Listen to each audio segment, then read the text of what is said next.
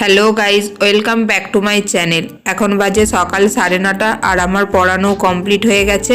তো পড়ানো কমপ্লিট হয়ে যাবার পর আমি বেগুন পোড়া করে নিয়েছি, কারণ আমি এখন মুড়ি খাবো। আর বেগুন পোড়ার সাথে দেখো কাঁচা পেঁয়াজ, লঙ্কা আর সর্ষের তেল, নুন আর ধনেপাতা দিয়ে আমি মেখে নিচ্ছি। আমার বেগুন পোড়াটা মাখা হয়ে গেছে আর আমি মায়ের জন্য অল্প করে তুলে রেখে দেবো।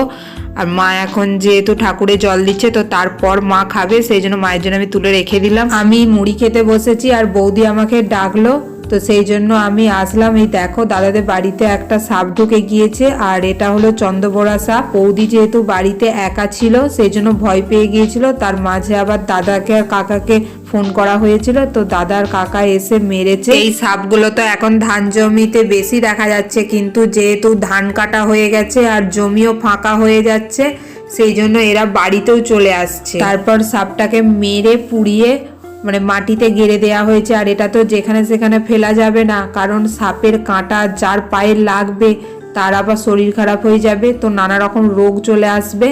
সেই জন্য ওটা একটা বনেতে মাটির নিচে পুঁতে দিয়েছে। তারপর আমি বাড়িতে এসে খাওয়া দাওয়া করে স্নান করে নিয়েছি।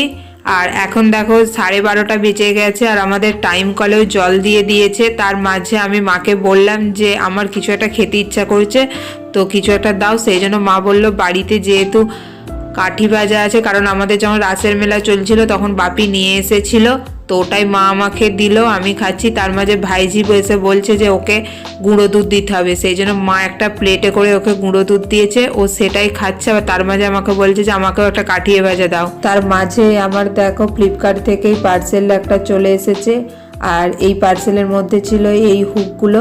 আর এগুলো আমি এর আগেও অর্ডার দিয়েছিলাম, তাতে 10টা ছিল, যার দাম নিয়েছিল 92 টাকা। কিন্তু কালকে এটার অফার চলছিল দেখলাম, তো সেই জন্য আমি অর্ডার দিয়ে নিয়েছিলাম। আর এতে রয়েছে 30টা, যার দাম নিয়েছে 146 টাকা। তার মাঝে মায়ের রান্না কমপ্লিট হয়ে গেছে আর আমি আর মা এখন খেতে বসে গিয়েছি। আর আজ আমাদের মেনুতে ছিল ফুলকপির তরকারি আর সয়াবিন, আলু আর ডিম দিয়ে একটা ঝোল, আর আমি একটু আচার চেয়ে নিয়েছিলাম মাকে। আজ খাওয়া দাওয়া কমপ্লিট করে আমরা সবাই মিলে খামারে বসে গল্প করছিলাম। আর এখন দেখো সন্ধ্যা হয়ে গিয়েছে। আর আজকের ব্লগটা আমার এই পর্যন্তই। ভালো লাগলে লাইক, কমেন্ট, শেয়ার করো আর অবশ্যই সাবস্ক্রাইব করো।